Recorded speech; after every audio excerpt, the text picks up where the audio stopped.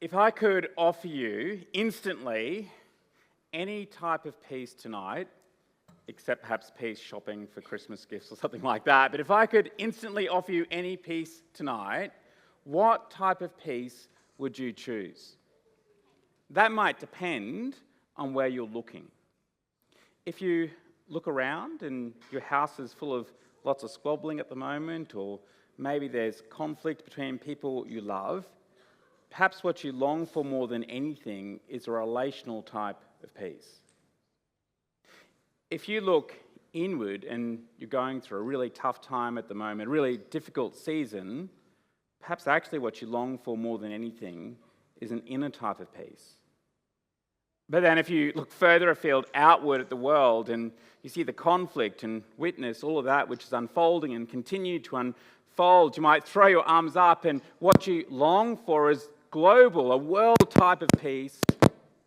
Or perhaps actually, as you look around, inward and outward, what you long for is all three.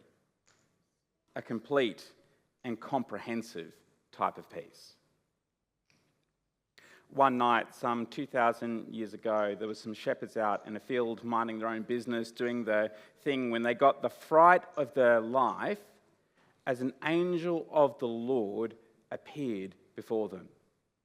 Now, when we think of angels, we might think of white, fluffy, winged sorts of creatures or something like that. But actually in the Bible, angels are described as warrior-like, fierce, immense in stature.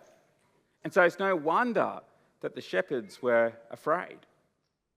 But then the angel says the strangest thing. He says, "Don't be afraid." Right. That's a bit like someone coming up behind you, sneaking up with a balloon, popping it, and then saying, "Oh, don't be frightened." But then the angel continues saying, "I bring you good news that will cause great joy for all the people." Good news that will cause great joy for all the people. In the ancient world, good news wasn't just a feel-good story, but a royal proclamation.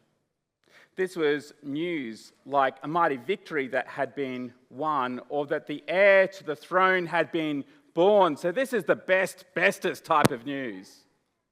But it gets even better, for this is not only good news that causes great joy, but we're told for all the people, which also must include you and me.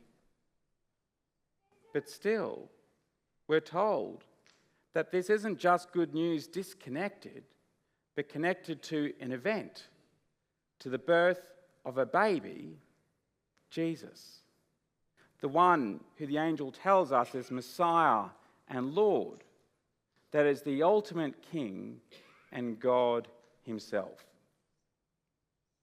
I'm not sure if the shepherd's heart rate had settled by that point. It really was a lot to take in. But if one angel wasn't enough, then a whole gang, a whole troop of angels show up and declare, "Glory to God in the highest heaven, and on earth peace to those on whom God's favour rests."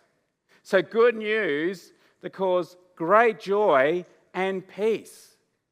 The angels want the shepherds and us to know that this good news is not only grounded in Jesus, but actually that he is the very cause and the bringer of peace. It's because of him. We look around and we yearn for peace.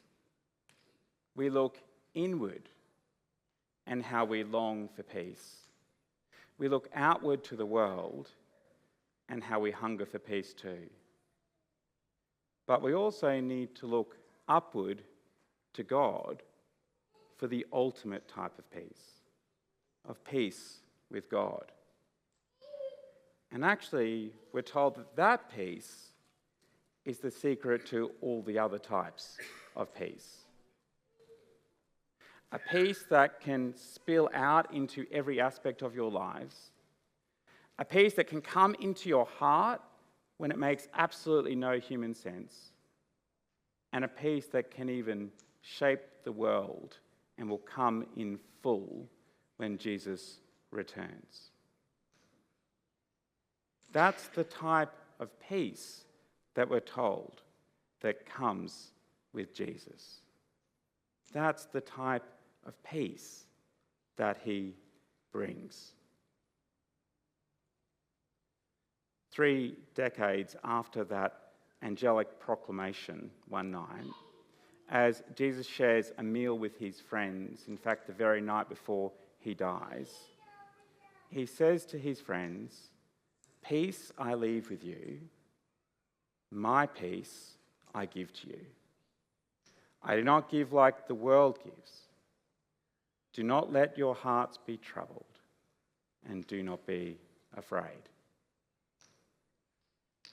That would have sounded like really strange news that night to the disciples. For not only was there a fair bit of trouble ahead for them, but actually, Jesus was about to leave them to go to the cross. He wasn't abandoning them or deserting them, but he was going to the cross to die for them.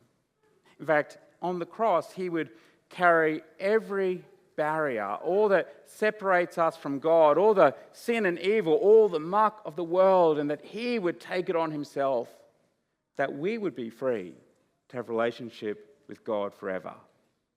And when Jesus rose from the dead, well, that was like the ultimate victory lap, that he had been successful. But the news gets even better, because this is a peace that is not distance, but also a peace that Jesus offers to us. My peace I give to you. A peace that lasts, a peace that can spill out into your life, a peace that can even shape the world. And the way that we take hold of that peace is not through anything we have done. It's not by trying to earn it, but simply by coming to the one who is the Prince of Peace himself.